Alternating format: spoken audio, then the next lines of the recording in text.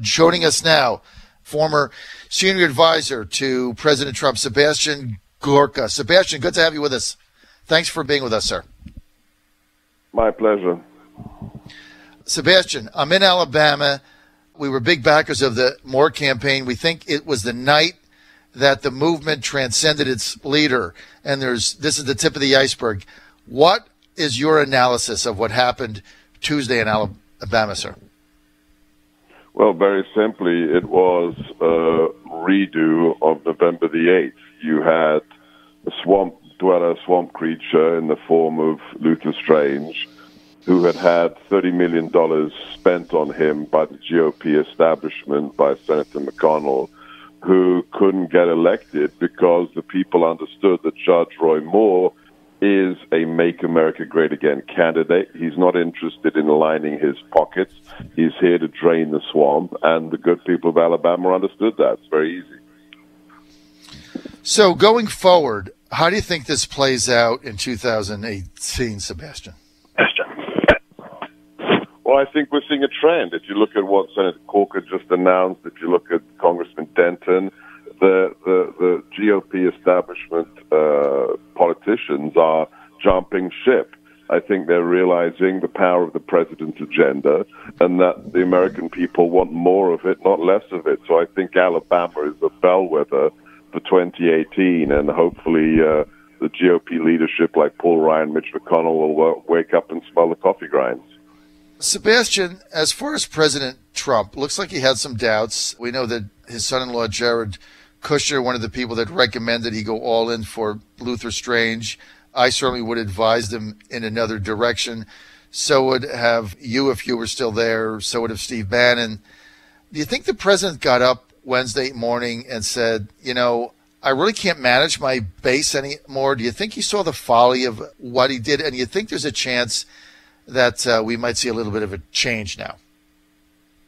I don't think he ever thought in terms of managing the base. That's not how the president thinks. He's not a politician. He's a patriot, and he's a man who wants to do right by the country. No, I don't think that's how he thinks. I think he realized long before Wednesday morning that Luther Strange was not his real candidate. I mean, look at the non-endorsement speech that he made on, Monday night when he went to Alabama. He actually said halfway through the speech, I may have chosen the wrong guy, and if Judge Moore wins, I'm going to back him all the way. I mean, think about it. That's the president's instinct.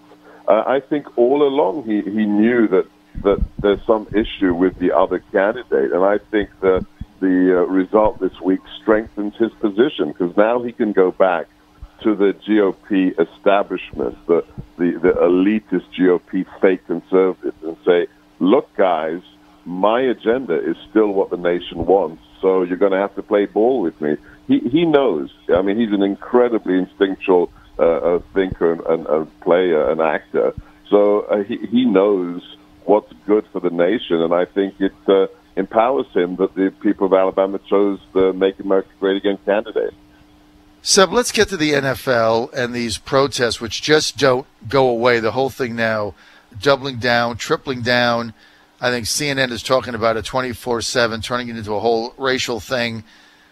What do you make of this, not standing up for the national anthem, especially somebody like yourself that came to America as a young man? What do you make of this whole thing, Seb?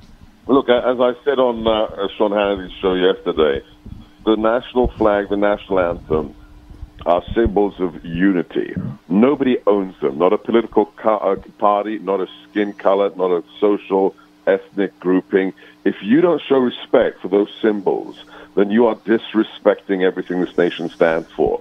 That flag is used to drape the caskets of American servicemen and women who come home from war zones dead. That flag drapes your coffin, whether you are a white American, a black American, an Asian American, or a Hispanic American. I think what the president did is to be warmly welcomed, because I think most people have had enough. You see the reaction on social media. They've had enough of sports of all things being politicized. So, I fully back the president, and I think that the NFL is going to pay the price for their politicization of sport. All right, Seb, final question. I know you're short on time today. The president yesterday rolling out in Indianapolis probably the most significant tax reform package in history, bigger than President Kennedy's 1961, bigger than Reagan's 86. Our question is very simple. Is it going to, number one, is it going to pass? I mean, can he even get it through the Republican swamp-controlled Congress? And the second thing is, are the lobbyists going to get in and just water this thing down into something it isn't? What are your thoughts on it, Seb Gorka? Look, I think if anybody can get it done, it's the president. This is when I met him first in the summer of 2015, I knew that the number one priority for him was winning the war against the jihadists and keeping Americans safe. But tax reform has to be right up there as number two. He is a businessman at heart. He knows how the last 8 years have put a stranglehold, especially on small and medium-sized businesses. So this is a massive priority, and I know he's going to put everything he has behind it.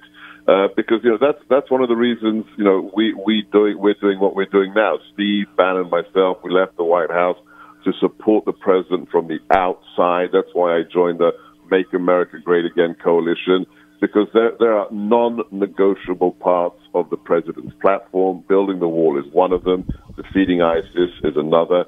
And we have to see tax reform. But the big question is just how much are the Democrats going to block this? Because for them, if America thrives, they're in trouble. So they have to block this. We will see what will happen. I don't have a crystal ball, but everybody should support the president. Check out our website, magacoalition.com, MAGA coalition.com, if you want to be part of the president's team. Okay, go to magacoalition.com. I want to thank Seb Gorka for being with us. Seb, we're out of time. Seb, thanks for being with us, sir.